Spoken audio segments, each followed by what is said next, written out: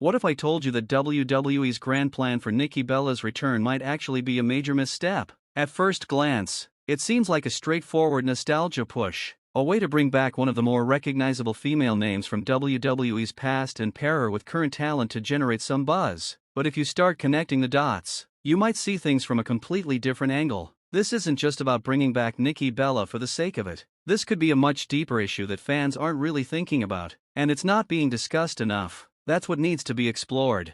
Nikki Bella's return to WWE kicked off this week on Monday Night Raw, and it's already sparked plenty of debate. WWE has begun a program between Nikki and Liv Morgan, and this isn't just a throwaway segment. This moment is significant for both women. On one hand, you have Nikki Bella, an icon of the Divas era, making a comeback. On the other, you've got Liv Morgan, one of WWE's most consistently featured female stars in recent years. This feud is more than just a typical clash. It's a generational battle, and it reflects WWE's ongoing struggle to balance nostalgia with the future.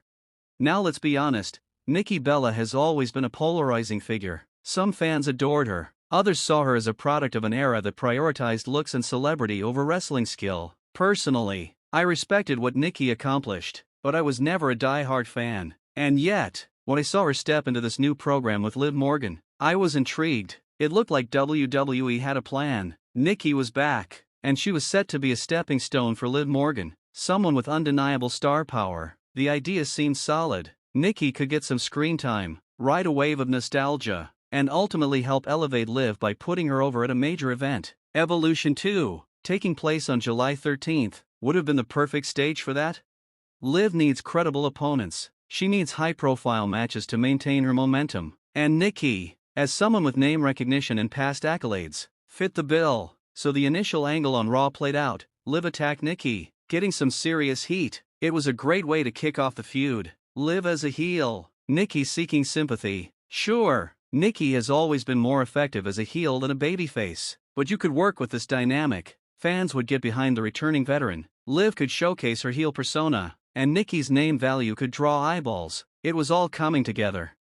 And then came the curveball. Reports started surfacing that Brie Bella was also in talks with WWE. Shortly after that, WrestleVotes and other sources revealed that WWE had pitched a creative idea involving the Bella twins, reuniting and challenging Liv Morgan and Raquel Rodriguez for the WWE Women's Tag Team Championships at Evolution 2. This is where the red flags started popping up.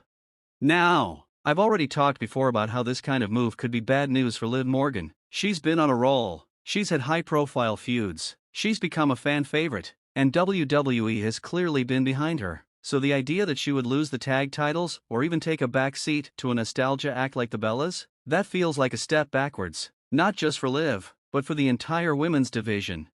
Let's talk about the Bellas for a moment. They were a product of a different era. Nikki was the stronger of the two, no question. She improved significantly over the years, especially on the mic. Brie, while important in her own right, was never as solid in ring or as charismatic. And while they had a huge presence on reality television, Total Divas and Total Bellas, they were never universally beloved wrestling figures. Their popularity came from outside the ring more than inside it, and in an era where in-ring performance is more valued than ever, that matters.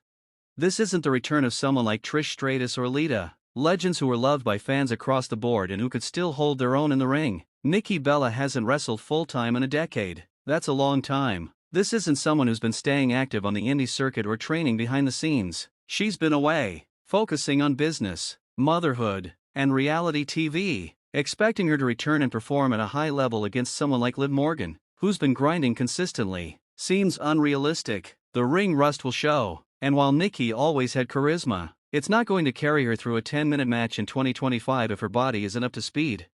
That's especially problematic if WWE insists on presenting her as a babyface. As a heel, you can get away with a lot more. You can stall, cheat, and play dirty. You don't have to work the most athletic match. But as a babyface, you're expected to be fiery, to fight from underneath, to rally the crowd. That takes cardio, timing, and crowd connection. If Nikki can't bring that fire physically, she risks falling flat, and that could hurt not just her, but the entire match and its perception. Another concern is that WWE seems to be under the impression that the Bellas are still at the height of their popularity. They're not. Their reality shows are no longer drawing big numbers. The fan base has shifted. The young audience that watched Total Divas is older now, and younger fans don't have that same connection to the Bellas. Their appeal isn't what it once was. Sure, they have name recognition, but name recognition doesn't always translate into fan support. And when you're planning to put titles on a returning act that isn't universally over, that's a risky move. Let's also not forget the very real history between Liv Morgan and Brie Bella. The last time they were in the ring together, Brie accidentally knocked Liv out with repeated kicks to the face. It was a scary moment, and it's not one that fans have forgotten. While accidents happen in wrestling, that kind of history can make it awkward to revisit the pairing, especially if it seems like WWE is brushing it under the rug.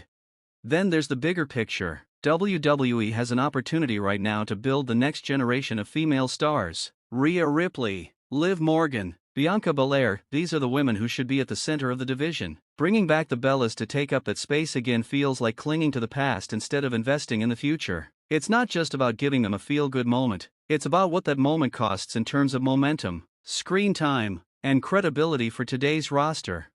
There's also the Daniel Bryan, now Bryan Danielson, factor. Brie's husband is a top name and creative force in AEW, WWE's Rival. While the Bellas have never appeared on AEW programming in any meaningful way, there's still a weird dynamic there. WWE can be incredibly petty when it comes to AEW. They've pulled people off shows, cut footage, and changed storylines because of AEW associations. So, the idea that WWE would bring Brie Bella back despite that connection is surprising, but it shows you that WWE is willing to overlook rivalries when it suits them.